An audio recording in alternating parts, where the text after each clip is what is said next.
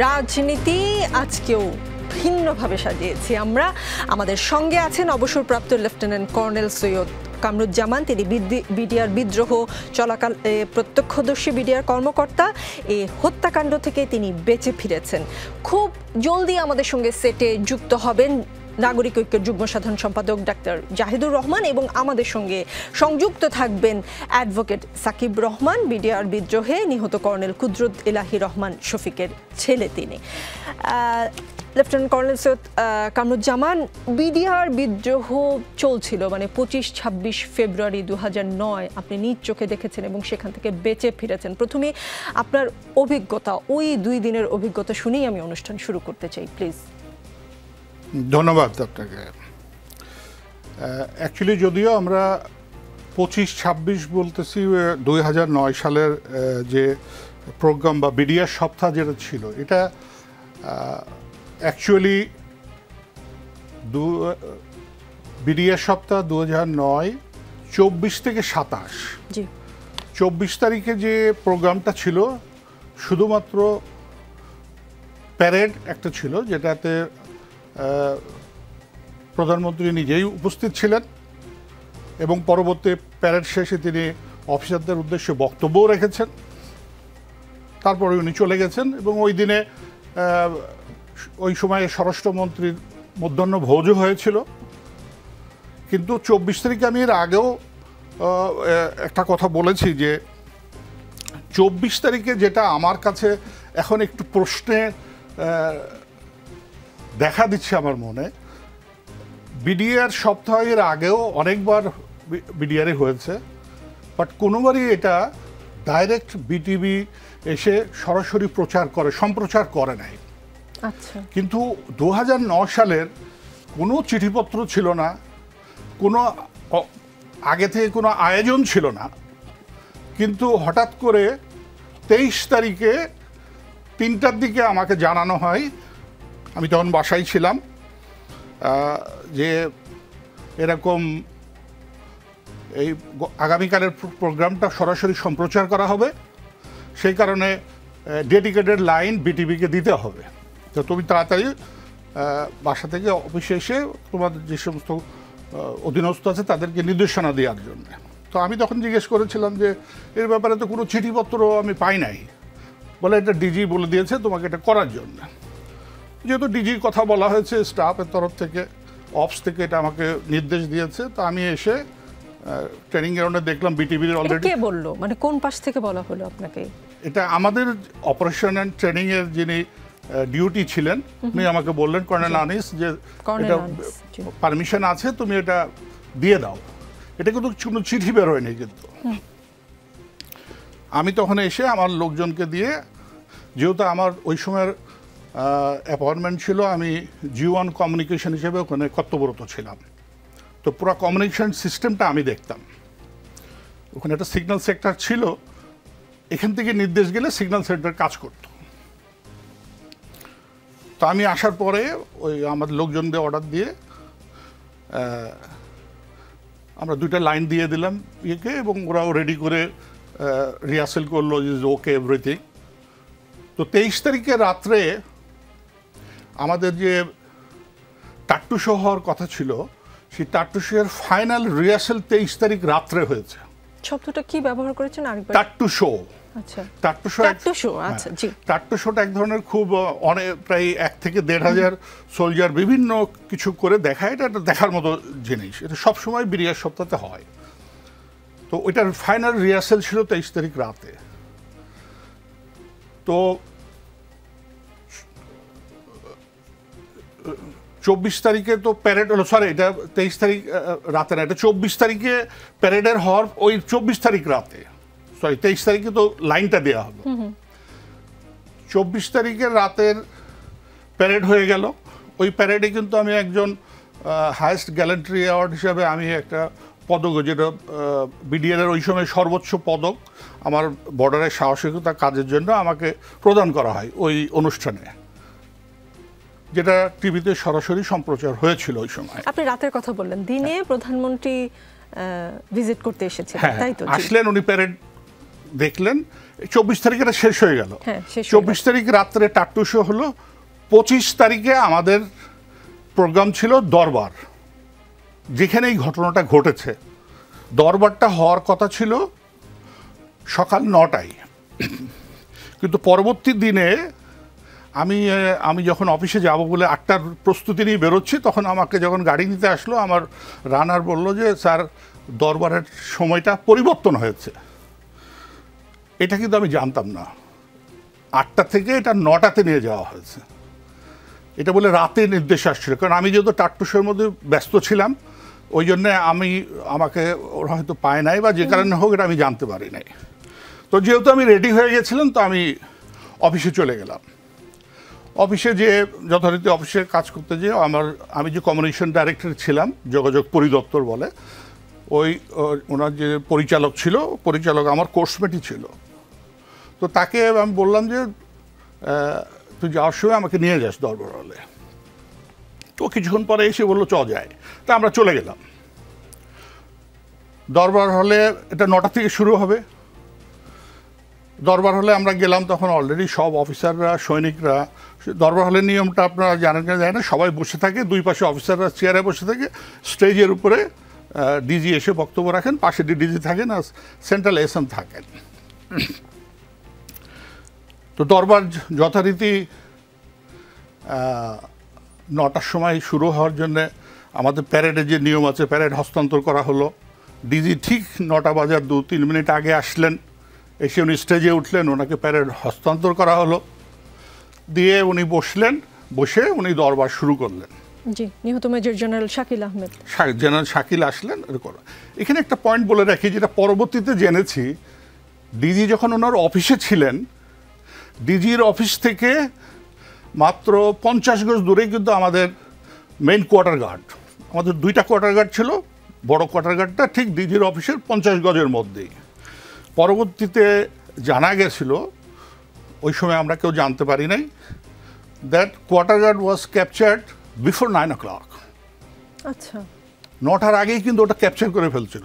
ওখানে যে অফিসার ছিলেন তাকে বেঁধে একটা খাটের তলায় রেখে দিয়ে ওরা ওই কোয়ার্টার গার্ডের দখল করে নিয়েছিল। এই সংবাদটা কিন্তু ডিজির অফিসেও পৌঁছায়নি, কিন্তু 50 গজের দূরত্ব কিন্তু মাত্র, কিন্তু উনিও জানতেন না, আর আমরা তো দরবারে কেউই জানি না, এবং কোনো সৈনিক বা কোনো দিক থেকে কিন্তু এটা আমাদের কাছে এটা আসে না, এই সংবাদটা। এটা পরবর্তীতে ইনভেস্টিগেশনে ওই অফিসার যখন বলছে আমাকে তো 8:30টার দিকেই ধরে ওরা আটকাই দিয়েছে, তখন এটা জানা গেছে, কিন্তু আমরা আগে কিন্তু জানি নাই। তো যাই হোক, দরবার শুরু হলো 9টায়। শুরু হওয়ার পরে প্রথমে ডিজি প্যারেড সম্পর্কে বললেন, গতকাল 24 তারিখের প্যারেড খুব সুন্দর হয়েছে, প্রধানমন্ত্রী খুব সুনাম করেছেন, আপনাদের সবাইকে শুভেচ্ছা অভিনন্দন জানিয়েছেন। দিয়ে উনি অপারেশন ডাল ভাত সম্পর্কে আলোকপাত করা শুরু করলেন। আপনারা হয়তো জানেন যে অপারেশন ডাল ভাত নিয়ে ওই সময় সৈনিকদের মধ্যে একটা ক্ষোভ ছিল, যে তারা ভাবছিল যে এই অপারেশন ডাল ভাতে তারা বোধহয় ন্যায্য প্রাপ্যটা পাচ্ছে না। এটা তাদের একটা, আমি বলবো যে তাদের ভেতরের একটা বোধহয় ক্ষোভ ছিল।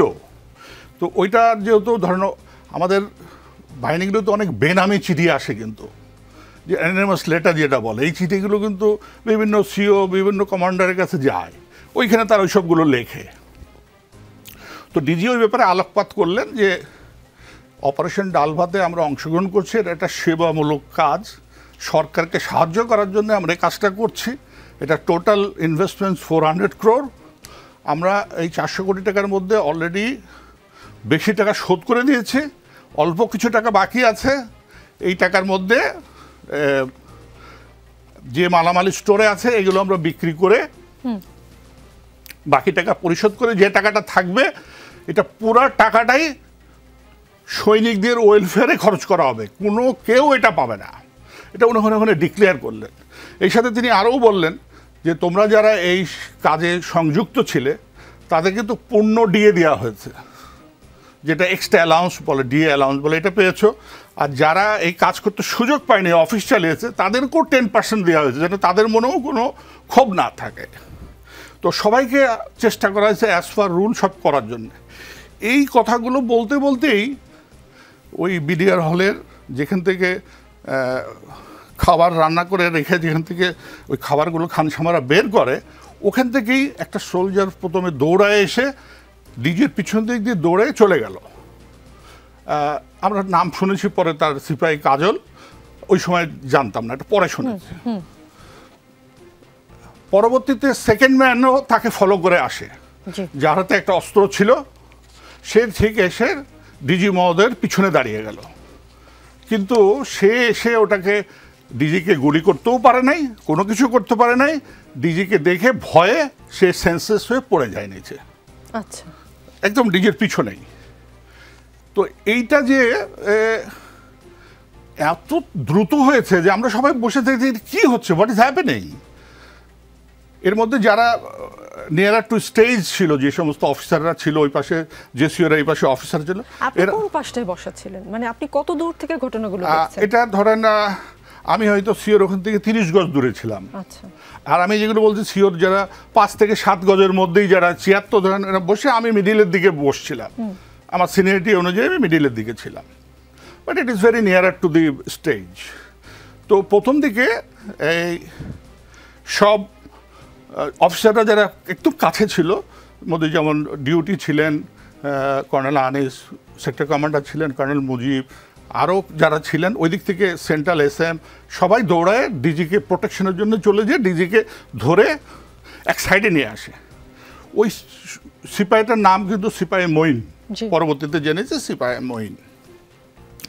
মঈন কিন্তু তখনও পড়ে আছে। তো ওইখানে প্রাথমিক অবস্থায় যে অফিসার গিয়েছিল, ওর জুতাটা খুলে আপনার বেঁধে ফেললো, তাকে বেঁধে ওখানে রেখে দিল। এর মধ্যে আমরা স্টেজে উঠে গেলাম। মানে তখনও আপনারা বুঝতে পারছেন না এত ভয়ঙ্কর কিছু হতে যাচ্ছে। এখানে যে ঘটনাটা হলো, কোনো ফায়ার হয়নি, আমি কিন্তু সোয়ার ফ্রম মাই, মানে এর মধ্যে কোনো ফায়ার হয়নি, কোনো কিছু হয় নাই। কিন্তু কোন সিগনালে এই যে 1,500 মতো, 1 থেকে 1,500 মনে হয় সোলজারের নিচে বসেছিল যারা ওই দরবারে ছিল, মানে কোন সিগনালে উঠলো আমি এখন পর্যন্ত বুঝতে পারলাম না। এরা যে যেমনে পারলো, within a fraction of few second just fled way from the দরবার হল। কেউ নাই, সব চলে গেল। এই সাথে আমাদের কিছু জেসিও চলে গেল, এই সাথে কিছু আমাদের ইয়াং অফিসাররা চলে গেল, কি হচ্ছে না জেনে।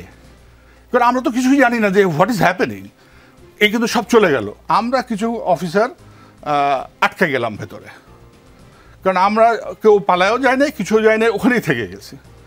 দিয়ে আমি দৌড়াই স্টেজে গেলাম।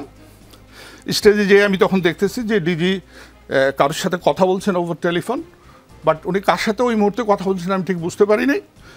উনি জাস্ট বললেন যে 44 রাইফেল ব্যাটালিয়নের কিছু দুষ্ট সৈনিক বা তারা গ্রুপ বিদ্রোহ করেছে, তো আপনি সেনাবাহিনী পাঠান তাড়াতাড়ি এদেরকে নিরস্ত্র করার জন্যে। এটা বলার পরে ওখানে যে কেন্দ্রীয় সুবেদার মেজর বলে, যে সৈনিকদের সবচেয়ে সিনিয়র জ্যেষ্ঠ যে তাকে উনি বললেন যে এসএম সাহেব, আপনি তো আমাকে কোনোদিন বলেন নাই যে সৈনিকদের এত ক্ষোভ আছে, এটা তো আপনি কোনোদিন আমাকে বলেন নাই। তো উনি বললেন যে আমি তো স্যার এত ডিটেল জানি না। এর মধ্যে ওনাকে একজন বলল যে স্যার গাড়ি রেডি আছে, আপনি স্যার অফিসে চলে যান। ডিজিকে বললো, হ্যাঁ ডিজিকে বললেন যে আপনি অফিসে চলেন, গাড়ি তো পড়ছেই আছে। উনি একটু রাগ করে বললেন, হোয়াই শুড আই গো।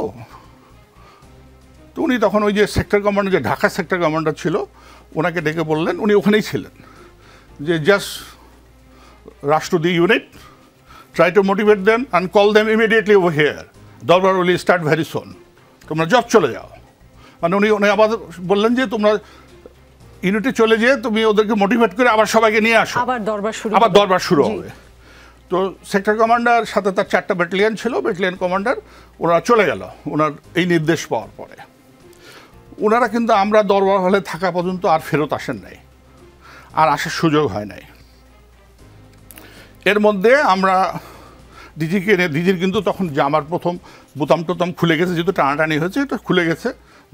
এর মধ্যে ডিজি অনেকের সাথে কথা বলতেছে, এখানে উপস্থিত যারা ছিল তাদের যে বিভিন্ন চ্যানেল আছে সেই চ্যানেলে তারা কথা বলতেছে যে এখানে এরকম একটা ঘটনা ঘটছে, প্লিজ হেল্প আস। একটা কথা শুনতে পাই আপনি ছিলেন ওখানে, আপনি পরিষ্কার বলতে পারবেন, ওখান থেকে আপনারা ভিতরে আটকা পড়া অফিসাররা নাকি নানান রকম সাহায্য চাচ্ছিলেন, কিন্তু সাহায্য আসতে দেরি হচ্ছিল বা পাচ্ছিলেন না, কথাটা কি সত্যি? এটা সত্য। আমাদের লেভেলে যেটা, যেমন আমি ডিএমের সাথে সরাসরি কথা বলেছি, উনি রিং করে আসছিলেন, আমি রিং করিনি, কিন্তু ডিএমও আমাকে রিং করে বলেছেন তুমি অপেক্ষা করো, ব্যাটালিয়ান মুভ করেছে। এবং আমি এই টেলিফোনটা কিন্তু আবার আমাদের ডিওটিকেও দিয়েছিলাম, উনিও কথা বলেছেন, ওনাকেও বলেছেন তুমি আসছেন। এখানে সেনাপ্রধানের সাথে উনি কথা বলেছেন, র্যাবের প্রধানের সাথে কথা বলেছেন, স্বয়ং প্রধানমন্ত্রীর সাথেও কথা বলেছেন।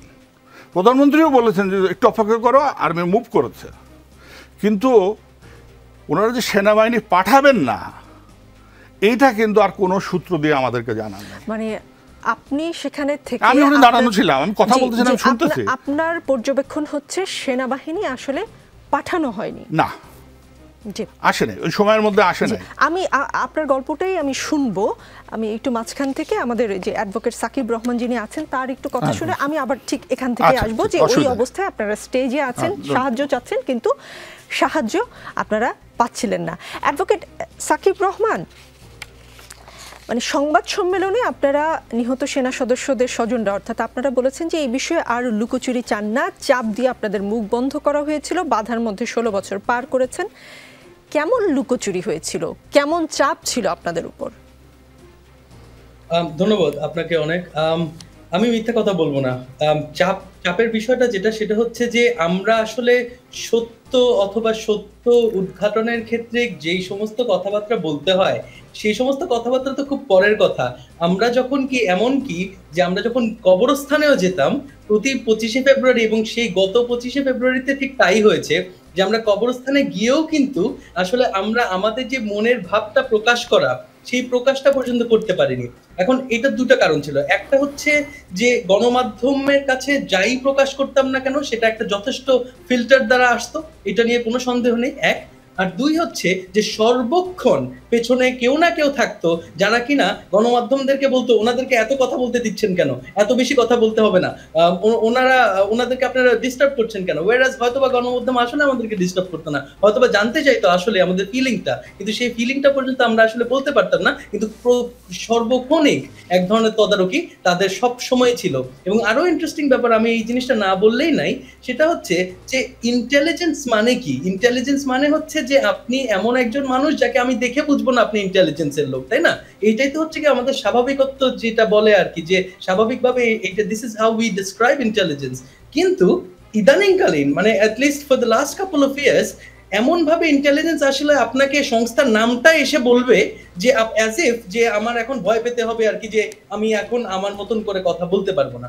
এবং এই জিনিসগুলো আমাদের প্রতিবারই আসলে 25শে ফেব্রুয়ারির দিন, যেদিন কিনা একটা সেরিমনিয়াল স্যালুট হয়, সেদিন আর্মি একটা খুব ছোট অনুষ্ঠান করে, সেই সময় আমাদের এই জিনিসটা ফেস করতে হতো। অতিরিক্ত কথা যেখানে ওখানে আমরা যেখানে বলতাম না, তো যার কারণে বাইরেও আসলে কখনোই বলা হতো না। জি, বিডিআর বিদ্রোহে রাজধানীর পিলখানায় হত্যাকাণ্ডের ঘটনায় সাবেক প্রধানমন্ত্রী শেখ হাসিনা, শেখ ফজলে নূর তাপস ও শেখ সেলিম জড়িত ছিলেন বলে দাবি করেছেন নিহত মেজর জেনারেল শাকিল আহমেদের ছেলে রাকিন আহমেদ। গতকাল আপনারা যে প্রেস কনফারেন্স করেছেন সেখানে ওই সেনা কর্মকর্তারা কি কোনো কারণে তখনকার সরকারের জন্য হুমকির কারণ ছিল? মানে আপনার কি মনে হয়? প্রথম কথা হচ্ছে যে আপনি একেবারে প্রথমে বিডিআর বিদ্রোহ শব্দটা ব্যবহার করেছেন। আমরা কিন্তু যারা কিনা শহীদ পরিবারের, আমরা বিদ্রোহ বলি না, আমরা এটাকে হত্যাকাণ্ড বলি। জি, আমি বিদ্রোহের এক ধরনের আদর্শ থাকে, এখানে আসলে কোনো ধরনের আদর্শ ছিল না, এটা একেবারে পরবর্তীতে পুরো অনুষ্ঠানে আমি সতর্ক থাকব বিডিআর হত্যাকাণ্ড বলবার জন্য। জি, আমি দুঃখিত, বিদ্রোহ বলার জন্য দুঃখিত। এখন বিষয়টা অনেকটা এরকম যে হ্যাঁ, এটা সত্য যে জেনারেল শাকিলের ছেলে বলেছেন, এবং যথেষ্ট সাহস নিয়ে বলেছেন বলে আমি মনে করি। এখন উনি যাদের, জেনারেল শাকিলের ছেলে রাকিন যাদের নাম বলেছেন, আমাদের অনেকের মধ্যেই আসলে এই অনেকগুলো নামই সবসময়ই আমাদের মধ্যে ছিল। আমরা অনেক কিছুই হয়তোবা জানতাম, কিন্তু আমরা যেটা চিন্তা করেছি, অবশ্যই রাকিন অনেক দূরই ইমোশনাল হয়ে বলেছেন। আপনারা হয়তোবা জানেন যে আমাদের কষ্টের থেকে কিন্তু আরো অনেক মাত্রা বেশি কষ্ট রাকিনের, কারণ রাকিনের বাবা এবং মা দুজনই নাই। রাকিন এতিমে একজন ছেলে, এবং খুব কষ্ট করে সে বড় হয়েছে, তো যার কারণে তার ইমোশনটা হয়তোবা সে আটকাতে পারেনি, এটা অবশ্যই সত্য। তো তবে আমাদের আমরা যেভাবে করে পরিকল্পনা করে এগিয়েছি অথবা আগাচ্ছি, সেটা হচ্ছে যে আমরা একটা এনকোয়ারি কমিশনের দাবি করেছি, এবং সেই এনকোয়ারি কমিশন দ্বারা আমরা বিশ্বাস করি যে রাকিন যাদের যাদের নাম বলেছে সেই সকল নামই আসলে উঠে আসবে, এর থেকে বেশি নাম উঠে আসবে বলে আমাদের ধারণা। জি, আপনারা 7 দফা দাবি করেছেন গতকালকের প্রেস কনফারেন্সে, বলেছেন সত্য উদ্ঘাটনের ক্ষেত্রে আগে যেসব তদন্ত হয়েছে সেসব তদন্তের প্রতিবেদন পাবলিক করতে হবে। হাইকোর্ট ডিভিশনের রায় মোতাবেক 3 বিচারক যে ইনকোয়ারি কমিশনের কথা বলেছেন, অবিলম্বে সেই ইনকোয়ারি কমিশন গঠন করতে হবে। এতে পর্দার আড়ালে রয়ে যাওয়া ষড়যন্ত্রকারীদের নাম বেরিয়ে আসবে।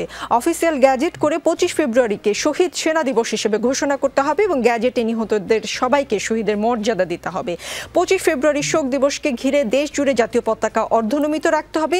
পিলখানা ট্র্যাজেডিকে স্কুলের পাঠ্য বইয়ের সিলেবাসে অন্তর্ভুক্ত করতে হবে। আপনারা দাবি করেছেন এই ঘটনাকে ঘিরে যেসব সেনা কর্মকর্তা চাকরিচ্যুত হয়েছিলেন তাদের চাকরি ফিরিয়ে দিতে হবে অথবা যথাযথ ক্ষতিপূরণ দিতে হবে। নির্দোষ কোনো বিডিআর জওয়ানকে যেন কোনোভাবেই সাজা না দেওয়া হয়। এই 7টি দাবি আপনারা তুলেছেন এবং আপনাদের এই দাবিগুলো এখন এই সময়ে এসে আপনারা মনে করছেন পূরণ হবে, সেই সম্ভাবনা দেখছেন তাহলে আপনারা? এখন এটা খুব ইন্টারেস্টিং একটা ব্যাপার।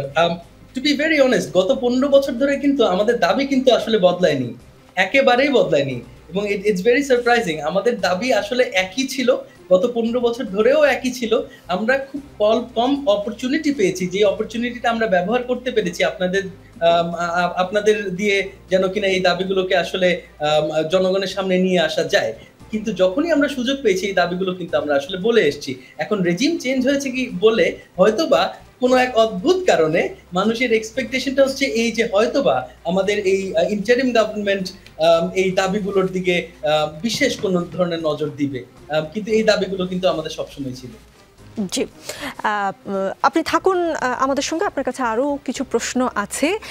সৈয়দ কামরুজ্জামান, যেখানে ছিলাম আপনারা স্টেজে ছিলেন, জি, তারপর থেকে শুনতে চাই। আচ্ছা, তো আমরা ওই অবস্থা থেকে আমরা যখন ডিজির সাথে ওখানে ছিলাম, sector commander along with his battalion commander ওনারা চলে গেলেন। যাওয়ার পরে আমরা দেখলাম যে আপনি যদি স্টেজ থেকে যদি সামনে তাকান, ডান দিকে বড় গ্লাসের ওই পাশেই কিন্তু বিরাট বড় একটা ফুটবল মাঠ ছিল। ওই মাঠে আমরা ওই গ্লাস দিয়ে দেখতে পেলাম যে কিছু সৈনিক বিভিন্ন কালারের কাপড় দিয়ে মুখ বাঁধা, মাথায় হেলমেট, বুলেট প্রুফ জ্যাকেট পরে, অস্ত্র নিয়ে তারা তাক করে আছে আমাদের টুয়ার্ডস দি দরবার হলের দিকে।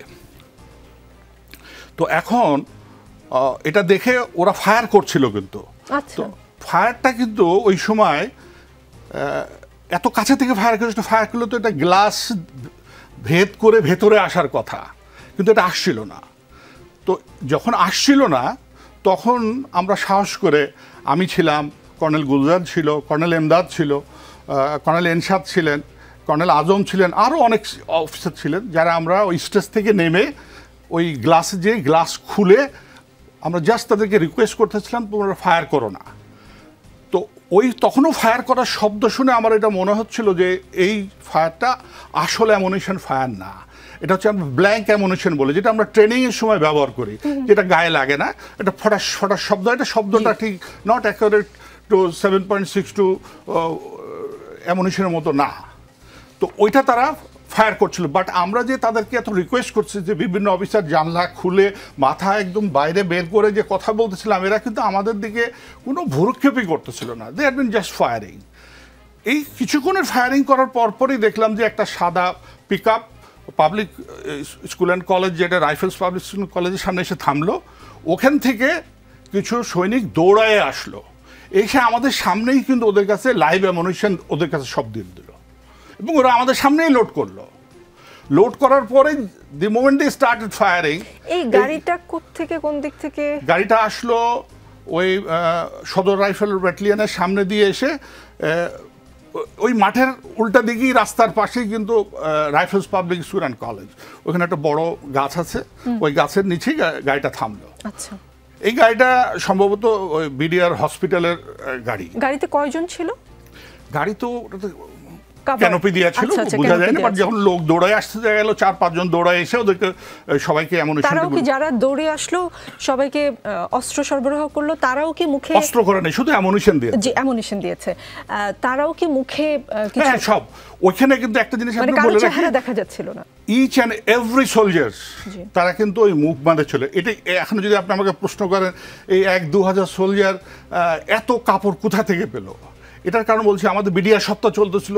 দি হোল বিডিআর এরিয়া ওয়াজ ওই ফ্ল্যাগ দিয়ে, কালার্ড ফ্ল্যাগ দিয়ে কিন্তু সাজানো ছিল। ওরা শেষ ওইগুলোই তুলে বেঁধেছে, নট দ্যাট অন্য জায়গা থেকে আনছে। এগুলো সব আমাদের ভেতরেরই ফ্ল্যাগ ওগুলো। কারণ পুরা বিডিআর সপ্তাহ উপলক্ষে এগুলো সব কালারফুল করা হয়েছিল। তারপরে যখন ওরা ফায়ার শুরু করলো, এই ফায়ার কিন্তু ভেতরে ঢুকা শুরু করলো। এর মধ্যে আবার উল্টা দিক থেকেও ফায়ার চলে আসলো। দরবার হল তো এরকম স্ট্রেইট, এটা মাঠ থেকে করতেছে, আর যেখানে মানুষ এসে নেমে ভেতরে ঢোকে ওদিক থেকেও 2-1টা ফায়ার আসা শুরু করলো। তার মানে 2 দিক থেকেই ফায়ার আসা শুরু হলো। যখন ফায়ার এসে গ্লাস দিয়ে ঢুকছে ভেতরে, তো আমাদের অফিসাররা ওই গ্লাসটা তো লাগানো ছিল, ধরেন ফ্লোর থেকে 3 ফিট 3.5 ফিট বা 4 ফিট উপর থেকেই তো গ্লাসটা লাগানো থাকে। সবাই ওই তখন গ্লাসে এই ওয়ালের পিছনে আর নিল যাতে গুলিটা সরাসরি ওদের গায়ে না লাগে। আমরাও কিন্তু বসে গেলাম। কিছু অফিসারের ভেতরে, আপনি যদি দরবার হলে কোনো সময় যেতে থাকেন, বড় বড় পিলার আছে, ওই বড় বড় পিলারের পিছনে কেউ আর নিয়ে দাঁড়ালো। আমরা যখন নিচে বসছি, আমাকে কর্নেল এনশাদ স্যার, আজম স্যার ছিল বলে ওখানে থেকো না জামান, তুমি এদিকে চলে আসো। তো আমরা সবাই আস্তে আস্তে ওই হামাগুড়ি দিয়ে ওই কাছে যাওয়ার পরে এনশাদ স্যার বললো চলো আমরা স্টেজে চলে যাই। আমরা স্টেজে চলে গেলাম। স্টেজে যেয়ে ওই সময় কিন্তু বাকি অফিসার যারা স্টেজে ছিল, গুলি যখন ঢুকছে, ওরা কিন্তু কেউ আর স্টেজে ছিল না। ওরা সব ভেতরের স্টেজে ঢুকে উইংসে, 2 দিকে 2টা উইংস থাকে না, যেখান থেকে শিল্পীরা বেরোয় আসে, ওইখানে যেয়ে তারা অবস্থান গ্রহণ করেছে। আমি যখন যাচ্ছি তখন কিন্তু সিপাহী মঈন কিন্তু ওখানে শো অবস্থায় আছে। তো আমার পাশ দিয়ে কর্নেল আনিস স্যার যাচ্ছিল। আমি বললাম স্যার এর কি হবে? স্যার বলল ধরো। আমি পা ধরলাম, আর স্যার বোধহয় হাত ধরলেন, যেটাই হোক এটা হবে। ধরে আমরা কিন্তু ওর গায়ে গুলি লাগবে বলে ওকে কিন্তু তুলে আমরা কিন্তু পর্দার ভেতরে নিয়ে গেলাম। মানে তাকে আপনারা বাঁচানোর চেষ্টা করেন, যে আপনাদেরকে মানে ডিজিকে মারতে এসেছিল সেই সৈনিককে। জি, তাকেই কিন্তু আমরা দুজনে ধরে ভেতরে ঢুকাইছি। আমরা ভেতরে যে আমি তো জানি না কে কোন দিকে কোন অফিসার দিয়েছে, আমি কিছু জানি না। ভেতরে যে আমি বাঁ দিকে চলে গেলাম। ভেতরে তো অন্ধকার, ভেতর না, তখন আলো জ্বলতেছিল। আচ্ছা, বাট ওরা উইংসের ভেতরে ছিল তো একদম ঢুকেই দেখা যাচ্ছিল না। ভেতরে যে আমি যখন ভেতরে ঢুকলাম, যে ওখানে দেখলাম ডিজি ওখানে আছেন, ডিডিজি আছেন, তারপরে কর্নেল এমদাদ আছেন, আরও অনেক অফিসার আছে ওখানে, প্রায় 14 জন মতন অফিসার ওখানে ছিল। তখন আমরা কি করলাম, পিছনে একটা লাঠি ছিল, ওই লাঠি খুলে এনে আমরা সব বাল্ব ভেঙে দিলাম যাতে অন্ধকার করার জন্যে। এখনো পর্যন্ত কিন্তু কোনো ফায়ারিং হয়নি, কিন্তু আমাদের ভেতরে কোনো ফায়ারিং হয়নি। এবং তারা দরবার হলে বাইরে থেকে ফায়ার করতেছে, ওরা কিন্তু ভেতরে প্রবেশ করে নাই। এর মধ্যে আমাদের কাছে যে মাইক ছিল, মাইক টাইক দিয়ে আপনার বারবার বলা হচ্ছিল যে তোমরা চলে যাও, তোমাদের দাবি দেওয়া মানা হবে, তোমরা কিছু করো না। ওরকম রিকোয়েস্ট যত ধরনের করা যায় আমরা করতেছিলাম, সুবেদার মেজর যে ছিল সে করতেছিল, সবাই আমরা করতেছিলাম। এই সময় আমি দেখলাম যে আরপি জেসিও যে আছে, সে খুব আস্তে করে ওই ওয়াকিটকি শুনছে। তো আমি পাশে দাঁড়ানো, তো আমি এত আস্তে শুনতেছিস কেন, জোরে দেন। ও যখন জোরে দিল ভলিউমটা, তখন আমি শুনতেছি, তো ওই দিক থেকে মেসেজ আসতেছে যে স্যার ওই অফিস স্ম্যাশ, কোচ সব লুটপাট হয়ে গেছে, সব অস্ত্র টস্ত্র নিয়ে এসে গেটে মেটে সব জায়গায় ফায়ারিং করতেছে, আর অফিসার স্ম্যাশে গাড়ি টাড়িতে সব আগুন ধরাই দিয়েছে। এটা কিন্তু এই প্রথম ওয়াকিটকিতে আমরা কিন্তু শুনতে পেলাম। এটা আমি শুনে আবার ডিজির সামনে, তখন কয়টা বাজে আন্দাজ করতে পারেন? এটা তখন সম্ভবত 10টা বাজে মনে হয়, মানে 1 ঘন্টা পরে। জি, এটা 10টা বাজে। জি, সকাল 10টা থেকে কি হলো আমি একটু পরে এসে শুনবো। ডাক্তার জাহিদুর রহমান চলে এসেছেন আমাদের সেটে। ডাক্তার জাহিদুর রহমান, আপনি যতদূর শুনতে পেরেছেন সেখান থেকে আমি আপনাকে প্রশ্ন করতে চাই, মানে এই যে হত্যাকাণ্ড, এই হত্যাকাণ্ডে মেজর জেনারেল শাকিল আহমেদের ছেলে রাকিল আহমেদ দাবি করছেন গতকালকের প্রেস কনফারেন্সে যে এই হত্যাকাণ্ডের ঘটনায় সাবেক প্রধানমন্ত্রী শেখ হাসিনা, শেখ ফজলিনুর তাপস ও শেখ সেলিম সরাসরি জড়িত। ওই সেনা কর্মকর্তারা কি কারণে তখনকার সরকারের জন্য হুমকি ছিল বলে আপনার বিশ্লেষণ বলে? ধন্যবাদ আপনাকে। প্রথম কথাটা হচ্ছে একটা যৌক্তিক জেনুইন তদন্ত হওয়া দরকার আছে। মানে একটা জালিয়াত এবং একেবারে মিথ্যেবাদী সরকার ছিল, সুতরাং তার সময় যা যা বলা হয়েছে আমরা সেগুলোকে ডিনাউন্স করি। সুতরাং এই যে হত্যাকাণ্ড, আপনাকে রাইটলি এটা বিদ্রোহ না, এটা আসলে প্ল্যান্ড হত্যাকাণ্ড, এটা বিদ্রোহ ছিল না।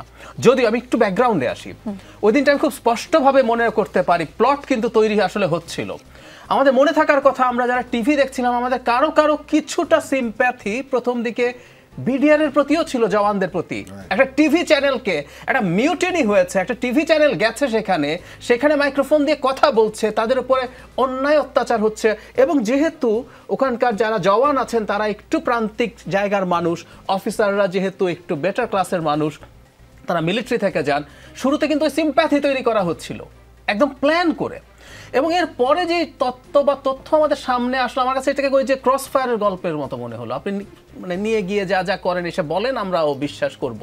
মানে আপনি ডাল ভাত কর্মসূচির অসন্তোষের জন্য 57 জন মিলিটারি অফিসারকে আপনি হত্যা করছেন। নো ওয়ে, এটা হতেই পারে না। কিন্তু আমাদের সামনে শেষ পর্যন্ত টু সাম এক্সটেন্ট এটাই ছিল ন্যারেটিভ। সুতরাং এই ন্যারেটিভ সত্য হওয়ার কোনো কারণ নাই। তারা প্রাথমিকভাবে ওই সরকার এইভাবে অ্যাকিউজড যে তারা অত্যন্ত মিথ্যা একটা তদন্ত আমাদের সামনে উপস্থাপন করেছেন। সেটার প্রধান হিসাবে শেখ হাসিনার প্রধান দেয়। কারণ মানে আমাদের মুক্তিযুদ্ধেও 57 জন অফিসার, মুক্তিযুদ্ধ না কোনো যুদ্ধে, এই যে রাশিয়া ইউক্রেন যুদ্ধ হচ্ছে, আপনি খুব বেশি অফিসার একই দিনে মারা গেছে পাবেন না। এটা একটা অল আউট যুদ্ধ হচ্ছে। সো এই ঘটনাটার মতো একটা ঘটনা যদি কগনিজেন্সে ঠিকমতো না নিয়ে ঠিকমতো তদন্ত না হয়, তার সিরিয়াস দায় তার আছে। এবং আমরা যখন স্বাভাবিকভাবে জেনারেল শাকিলের ছেলে, আমি ওনার বক্তব্য শুনেছি, আমি মিস্টার জামানেরও কালো কথা বলেছেন দীর্ঘ সময় ধরে, আমি ঘটনাটা শোনার চেষ্টা করেছি। শাকিলের ছেলে আরেকটা কথা বলেছেন, জেনারেল শাকিলের সন্তান, উনি বলেছেন যারা এই বিচার নিয়ে কথা বলেছেন, যে এই বিচার নিয়ে যারা চাপ দেওয়ার চেষ্টা করেছেন তাদেরকে চাকুরিচ্যুত করা হয়েছে। তো এই কতগুলো সার্কামস্টেন্সিয়াল এভিডেন্স আপনি যদি একত্র করেন তাহলে বুঝবেন যে এর মধ্যে কারসাজি আছে। এখন নানা রকম থিওরি আমাদের এখানে কাজ করছে, যেমন ধরুন অনেক রকম, আমি এগুলো কোনোটাই যে আমি এন্ডোর্স করছি তা না, কিন্তু হয় কি আপনি যখন একটা উদ্ভট লজিক সামনে আনবেন তখন অন্যান্য কথা ডালপালা মেলবেই। কারণ এতজন মিলিটারি অফিসারকে একসাথে হত্যা করা সুনির্দিষ্ট পরিকল্পনার অংশ, এটা একটা পরিকল্পিত হত্যাকাণ্ড। এটা যে দুজনের নাম প্রধানমন্ত্রীর সাথে বলা হয়েছে, শেখ ফজলুল করিম সেলিম এবং শেখ ফজলুল তাপস, এই নামগুলো বেশ দীর্ঘদিন থেকে আমাদের পাবলিক স্ফিয়ারে আলোচনা চলেছে। ব্যাকগ্রাউন্ড আছে তারা কেন এটার সাথে এই করছে, এই যে মিটিং হয়েছে আগে, এগুলোতে তারা ইনভলভ ছিলেন, প্রেজেন্ট ছিলেন বলে তথ্য আমাদের সামনে কোনো না কোনো ফর্মে এসছে। আমি ব্যক্তিগতভাবে মনে করি, সিরিয়াসলি মনে করি, আমি এই ন্যারেটিভটা, I do buy this narrative, যে আমাদের মিলিটারিকে দুর্বল করার পরিকল্পনা থেকে এই কাজটা করা হয়েছিল। আমি একদম সিরিয়াসলি এটা বাই করি। কারণ আপনি এতজন অফিসার, কারণ এটা শুধু 57 জন অফিসার হত্যাকাণ্ড না, আপনি আমাদের অন্য অফিসারদের ওপরে মোরাল জায়গা থেকে কি পরিমাণ ধাক্কা হতে পারে সেটা তো আমরা বুঝতে পারি। এবং কার হাতে হয়েছে, আমি অন্য যুদ্ধে শত্রুপক্ষের সাথে আমাদের অফিসাররা যুদ্ধ করার জন্যই তো আমরা মিলিটারি করি। ওনারা যদি সেখানে শহীদ হন, ওনারা জানেন যে শহীদ হতে পারেন, কিন্তু উনি আবার নিজ দেশের মানুষের কাছে অ্যাপারেন্টলি, কারণ নিজ দেশের মানুষরাই সব হত্যা করেছে কিনা এসব প্রশ্ন কিন্তু আমাদের পাবলিক স্ফিয়ারে আছে। কারা তারা? আমি মিস্টার জামানের একটা ওই যে ইন্টারভিউ গতকাল বলছিলেন যে উনি একজন মানুষের কথা বলছিলেন যিনি ইংরেজিতে কমান্ড দিচ্ছিলেন, বলছিলেন যে ডোন্ট শুট, মানে উনি দেখতেই পারেননি কে সেটা, মানে ওইরকম একটা কমান্ড দিচ্ছিলেন। এবং এরকম নানান পারসেপশন আছে। সো আমি ব্যক্তিগতভাবে মনে করি খুব সিরিয়াসলি, মানে শেখ হাসিনা আমলে যা যা ঘটেছে। আরও একটু যোগ করি, আমি আস্তে আস্তে আপনার এই শোটা যখন শুনছিলাম, মিস্টার জামান বলছিলেন মিলিটারির কথা, আমরা সেই সময় কিন্তু আলোচনা করছিলাম যে বিজিবির কাছে যে অস্ত্র আছে, আমাদের যদি মিলিটারি সেখানে যেত খুব র্যাপিডলি স্টেপস নিত। আর আমি যদি বলি ঢাকা শহরের ক্যান্টনমেন্ট আর আজিমপুরের মাঝখানে যদি আপনি খুব ইমিডিয়েটলি মানে কোনো অ্যাকশনস নিতে পারেন না পারেন, একদম সোজা সাপটা হলে, তো ঢাকা শহরে একটা ক্যান্টনমেন্ট কেন রাখতে হবে? পৃথিবীর অনেক দেশের ক্যাপিটালে ক্যান্টনমেন্ট নেই। আমেরিকা পৃথিবীর সবচেয়ে পাওয়ারফুল মিলিটারি স্টেট, ওয়াশিংটনে কোনো ক্যান্টনমেন্ট নেই। সো আমি যদি সেটা রাখলাম এবং আমি আজিমপুরে গিয়ে অ্যাকশনস নিতে পারলাম না, এবং প্রধানমন্ত্রী নিজে বলেছেন মিলিটারি পাঠাবেন, উনি পাঠাননি, শেষ পর্যন্ত তারা অনেক পরে গেছে, আমরা ধারণা করতে পারি ওর মধ্যে আসলে অনেক কিছুই ঘটে গিয়েছিল। তো সুতরাং সব কিছু আমরা যদি একত্র করি, আমার সিরিয়াসলি মনে হয় যে এর মধ্যে সরকারেরও ইনভলভমেন্ট ছিল কোনো না কোনো ফর্মে, এবং আমাদের একটা তদন্তের মাধ্যমে, জেনুইন তদন্তের মাধ্যমে এটা বের করে জেনুইন তদন্তের কথা বলছে অ্যাডভোকেট সাকিব রহমান। গতকাল সংবাদ সম্মেলনে আপনি বলেছেন, আপনি দাবি করেছেন তখন যে রিপোর্টটি প্রকাশ হয়েছে সেটি 3 দফা সংশোধন করার পর মিডিয়ায় দেওয়া হয়েছিল, সেই রিপোর্টের মূল কপি প্রকাশের আপনি দাবি জানিয়েছেন। বর্তমান স্বরাষ্ট্র উপদেষ্টা লেফটেন্যান্ট জেনারেল জাহাঙ্গীর আলম সেই সময় বিডিআর হত্যাকাণ্ডের তদন্ত কমিটিতে ছিলেন। সরকারের পক্ষ থেকে আপনারা কোনো আশ্বাস পেয়েছেন কিনা?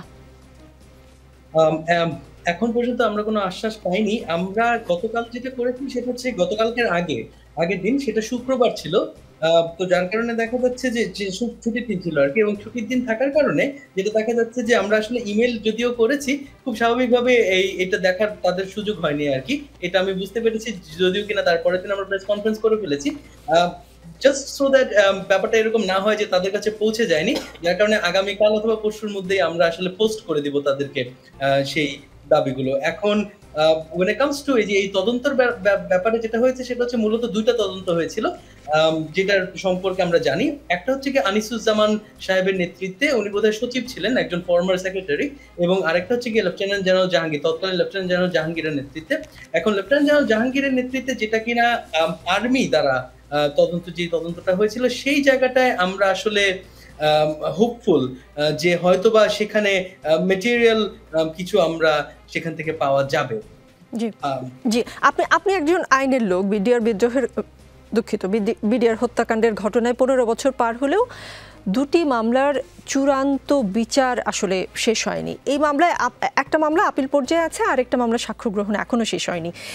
এই মামলার বিচারিক যে প্রক্রিয়া চলেছে গত বছরগুলোতে, সেটা নিয়ে আপনার পর্যবেক্ষণ কি?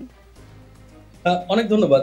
এইটা খুব কমন একটা প্রশ্ন ছিল, সবসময় সাংবাদিকরা করে থাকে যে এত বছর হয়ে গিয়েছে, মানে মনে করেন 15 বছর হয়ে গিয়েছে, এখনো তো আসলে ফাঁসির রায়গুলো কার্যকর হয়নি। আমি বরং মনে করি যে ফাঁসির রায় যে কার্যকর হয়নি সেটা আসলে আমাদের খুব গুড লাক বলতে হবে, এই কারণে যে এই মুহূর্তে মামলাগুলো আসলে high court division of the supreme কোর্টে আছে, এবং এটার পরে appellate division of the supreme কোর্টে যাবে। এবং আপনি একটা জিনিস চিন্তা করে দেখেন, আমরা যে দাবিটি করছি এখন, মনে করেন হঠাৎ করে তো বলা যায় না রিট্রায়াল করতে হবে, এত বড় একটা ট্রায়াল যেটাকে কিনা সর্ববৃহৎ ক্রিমিনাল কেস বলা হয়, পৃথিবীর সবচেয়ে বড় ফৌজদারি মামলা, তো সেখানে হঠাৎ করে তো রিট্রায়াল করা যায় না। তো যার কারণে যেটা যৌক্তিক আমাদের কাছে মনে হয়েছে যে না, এই সমস্ত তদন্ত কমিশনের কথা আসলে হাইকোর্ট ডিভিশন বলে দিয়েছে, সেগুলোই আমরা দাবি করেছি। তো যার কারণে দেখা যাচ্ছে যে এই মুহূর্তে যেহেতু ফাঁসি কার্যকর হয়নি, এটাই আমাদের আশা থাকবে যে না, তদন্ত কমিটির যদি প্রয়োজন পড়ে তাহলে আসলে সকল মানুষের সাথে যেন কথা বলতে পারে। যদি এমনটা আসলে হতো যে আসলে ফাঁসি কার্যকর হয়ে গেছে, তাহলে কিন্তু আসলে আমাদের বিপদই হতো, কারণ পেছনে ষড়যন্ত্রকারী যারা, পর্দার আড়ালে রয়ে যারা কিনা কনস্পিরেটরস, তাদেরকে হয়তোবা আমরা বের করতে আরো অনেক বেশি কষ্ট হতো, অথবা বের করতেই পারতাম না। তো সেক্ষেত্রে দেখা যাচ্ছে যে আসলে এটা ব্লেসিংই বলা যায় যে অনেক বছর হয়ে গিয়েছে, এখনো ফাঁসি কার্যকর হয়নি। কিন্তু যেটা কিনা একজন আইনজীবী হিসেবে একটু আনফরচুনেট অবশ্যই, এবং সেটা হচ্ছে যে অনেক আসলে জওয়ান রয়েছে যারা কিনা আসলে তাদের সাজা, মনে করেন এই ক্ষেত্রে যে মামলাটা ফৌজদারি মামলা হিসেবে আপনার মার্ডারের জন্য অথবা যাবজ্জীবন কারাদণ্ড, এই ফৌজদারি সাইটের যে এইখানে মনে করেন অ্যাকুয়েটেড হয়ে গেছে তারা গিলটি না। কিন্তু অন দি আদার হ্যান্ড যেটা কিনা আসলে এখনো লোয়ার কোর্টে যে মামলাটা ঝুলছে, আপনার বিস্ফোরক আইনের যে মামলাটা, ওইটা কিন্তু এখনো ঝুলছে এবং এখনো সাক্ষ্যগ্রহ অবস্থায় আছে। তো যার কারণে এটা খুবই আনফরচুনেট, বিকজ আসলে at the end of the day এই বিচার প্রক্রিয়াটা যেন সুষ্ঠু হয়। যদিও কিনা লোকে মনে করবে যে হ্যাঁ ঠিক আছে, আমি একজন অফিসারের সন্তান, তাহলে মনে হয় ওয়ান সাইড অফ দ্য কয়েনই আমি দেখবো, নট নেসেসারিলি। যদি কিনা বিচার এটা সুষ্ঠু হয়, তাহলে তো আসলে ট্রায়ালটা যতটা স্বচ্ছ হবে, সেটাই তো আমার কাছে মনে হয় যে আমাদের সকলের ক্রেডিট বাংলাদেশের জনগণ হিসেবে।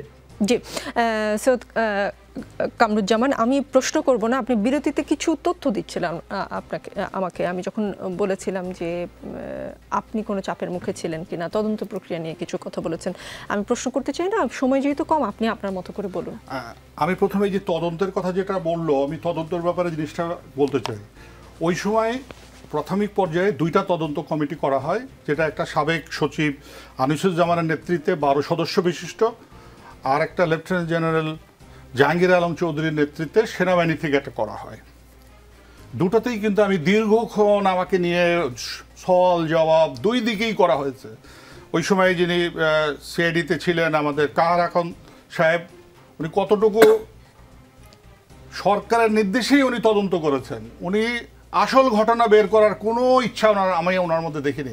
উনি এখনো বেঁচে আছেন, ওনাকে আপনি যে জিজ্ঞাসা করতে পারেন, ওনাকে আমি বলেছি যে আপনাকে আমি যেভাবে বলছি আপনি কিন্তু সেভাবে কোনো তদন্ত করছেন না, আপনি আপনার গতিতে চলছেন, এটা কিন্তু একদিন আপনাকে সমুচিত জবাব দিতে হবে জনগণের কাছে। উনি হেসে বললেন, না স্যার কি বলেন স্যার আপনি, স্যার আমি তো করছি কাজ। উনি এখনো বেঁচে আছেন, উনি জিজ্ঞাসা করতে পারেন। দুইটা তদন্তর মধ্যে যেটা সেনাবাহিনী করেছিল ওটার আলো দেখে নাই, আমরা জানি না কি হয়েছে, কিন্তু যেটা সাবেক সচিব আনিসুজ্জামানের নেতৃত্বে যেটা হয়েছিল সেখানে ওনারা দুইটা স্বল্পমেয়াদী আর দীর্ঘমেয়াদী এই দুইটার প্রস্তাবনা দিয়েছিলেন। তো দীর্ঘমেয়াদের মধ্যে শেষ পয়েন্টটা ছিল যে এই হত্যাকাণ্ডের পিছনে কুশলীদেরকে, যারা পিছনে কাজ করেছে যারা, এদেরকে শনাক্ত করার জন্য একটা আলাদা তদন্ত করার জন্য, এটা কিন্তু অদ্যাবধি হয় নাই। সেম হাইকোর্টের নিম্ন আদালতের রায় পাওয়ার পরে যখন আপিল করে এটা হাইকোর্টে যায়, হাইকোর্টের রায়ে যে এটাতে ওনারা পর্যবেক্ষণ সহকারে যে সুপারিশটা করেছিলেন সেখানেও কিন্তু একটা বলা হয়েছিল, যেটা অ্যাডভোকেট সাকিব বলল, ইনকোয়ারি তদন্ত কমিশনের মধ্যে আরও গভীরে যে এই বিষয়গুলোকে শনাক্ত করার জন্য, এই তদন্তটাও কিন্তু এই সরকারি করা নাই। এটার একটা কারণ হচ্ছে এই 15-16 বছরে বিগত সরকার যে ছিলেন ওনারা কেউ আমাদের মুখ খুলতে দেন নাই। আপনাকে আমি দুঃখের সাথে বলতেছি যে আমি ঢাকা থেকে পালিয়ে চলে গেছিলাম, ছিলাম না 2 বছর ছিলাম না, কারণ 1 মার্চ সেনাকুঞ্জে যে বক্তব্য প্রধানমন্ত্রীর সামনে হয়েছিল সেখানে আমি প্রায় 45 মিনিট প্রধানমন্ত্রীর সাথে আমার সওয়াল জবাব হয়েছিল, যেটা আপনারা ভার্চুয়াল নেটে এগুলো আছে। এই বক্তব্য দেওয়ার জন্য আমার উপরে যে কি পরিমাণ মানসিক নির্যাতন থেকে শুরু করে করা হয়েছে আপনার চিন্তা করতে পারবেন না।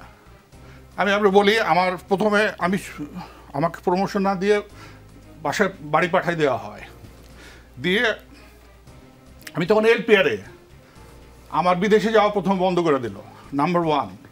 নাম্বার 2, আমার এলপিআর থাকার অবস্থায় আবার সেনাবাহিনী কর্তৃক আমাকে অ্যাটাচ করে বিডিআরে 7 দিনের জন্য অ্যাটাচ করা হলো, অ্যাডভোকেট কাজলের ব্রেন ওয়াশ করার জন্য, যে উনি যেভাবে বলবেন সেইভাবে যেন আমি আমার স্টেটমেন্ট লিখি। 7 দিন আমাকে সকাল থেকে সন্ধ্যা পর্যন্ত আমাকে ব্রেন ওয়াশ করতো, আপনি এইভাবে করেন ওভাবে করেন লিখেন। বাট আমি বলেছি, I am the last man to do it, whatever you do it you can do it. উনি বলে আপনি তো মরেও যেতে পারেন, অনেক ঘটনা ঘটতে পারে। বলে এত বড় ঘটনায় আমি যখন মারা যায়নি, আর ওই মরার ভয় দেখায় আমার কোনো লাভ নেই। এখানে আরেকটা কথাও বলি দুঃখের সাথে, অনেকে বলেন আমি বেঁচে গেলাম কি করে, কিন্তু হায়াত মুহূর্ত আমি বলতে পারবো না। আমি অনেকবার ফায়ারের সম্মুখীন হয়েছি, কিন্তু আল্লাহ কেন আমাকে বাঁচায় এখনো রেখেছেন আমি তো জানি না। কিভাবে আমি মরবো ভবিষ্যতে সেটাও জানি না। হয়তো অনেকের একটা ক্ষোভ আছে, তার কারোর আত্মীয় স্বজন গেছে, পিতা গেছে, মাতা গেছে, তো এটা থাকতেই পারে, এটা আমি অন্যভাবে নিচ্ছি না।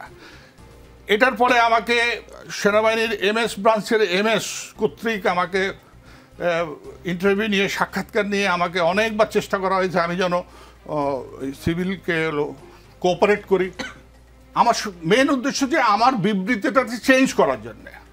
আমি যে স্টেটমেন্টটা দিয়েছিলাম, দীর্ঘ স্টেটমেন্টটা, যেন তারা চাচ্ছিল তাদের মতো করে যেন আমি লিখি, যেহেতু আমি মেন ডিজির হত্যা থেকে শুরু করে সবগুলো আমি চাক্ষুষ দেখেছি। এটা তো অলরেডি আমি সব বলেছি, এই জন্য আমি এগুলো আর বলতে চাচ্ছি না, যেখানে এগুলো আমি বলেছি, গতকালও বলেছি। এরপরে আপনি আমাকে এখন পর্যন্ত আমি হচ্ছে একজন অপারেশনালি হায়েস্ট গ্যালেন্ট্রি অ্যাওয়ার্ড হোল্ডার। আজ পর্যন্ত কোনো সামরিক অনুষ্ঠানে আমাকে দাওয়াত দেওয়া হয় না। আমি যে কোরের অফিসার, সেখানে রিউনিয়ন হোক, ইভেন আমার ব্যাটালিয়ান ন্যাশনাল ফ্ল্যাগ পেয়েছে, সেখানেও আমাকে দাওয়াত দিয়ে আগের দিন রাতে আমাকে বলছে আপনি আসতে পারবেন না। তো এরকম মানসিকভাবে অনেক নির্যাতন, যার কিছু তো বলতেই দেয় নাই। আমরা প্রথমবার মানববন্ধন করেছিলাম প্রেস ক্লাবের সামনে, দ্বিতীয় বছর রাওয়ার সামনে করেছিলাম। দ্বিতীয় বছরে আমরা কোনো মিডিয়া কভারেজ পাইনি, কেউ আসে নাই, বিকজ নিষেধ ছিল।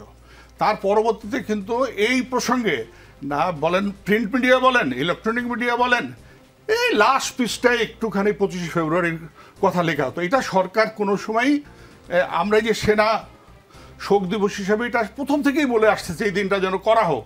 সরকার কিন্তু আমাদের কথা বলতে দিত, যেই বলতো তাকে এই খুন গুম আয়নাঘরের ভয়ে, শেষে তো সবারই মৃত্যুর ভয় আছে, তো যেই কিছু বলতো তো এগুলো ধরে নিয়ে যেত কষ্ট। এইসব কষ্টগুলো কাকে বলবো, এগুলো তো অনেকেও জানেও না। এই জন্যে ইচ্ছা থাকলেও আমরা 16 বছর কিছু বলতে পারি।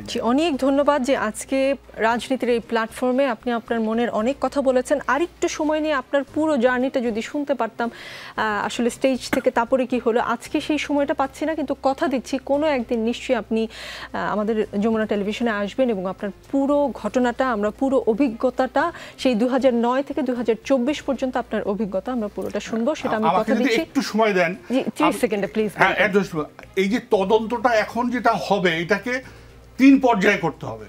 প্রথম পর্যায়টা হলো প্ল্যানিং থেকে শুরু করে 25 তারিখ এক্সিকিউশন পর্যন্ত ওরা যে করেছিল ফার্স্টে, এটার পিছনে কারা ছিল, কারা সেটা বের করতে। দ্বিতীয় হচ্ছে, যখন আমাদের ওই সময়ের প্রধানমন্ত্রী ডিএডি তৌহিদকে দায়িত্ব দিল, দেওয়ার পরে যে ম্যাসাকারটা হলো 25 তারিখ দুপুরের পর থেকে 26 তারিখ সন্ধ্যা পর্যন্ত, এই যে আমাদের অফিসারদেরকে ড্রেনে ফেলে দেওয়া, মাটিতে পুঁতে রাখা, এই যে কাজগুলো হলো, এই যে পালিয়ে গেল, এই সময়টায় কারা এটা সহযোগিতা করেছে, এটার একটা তদন্ত হতে হবে।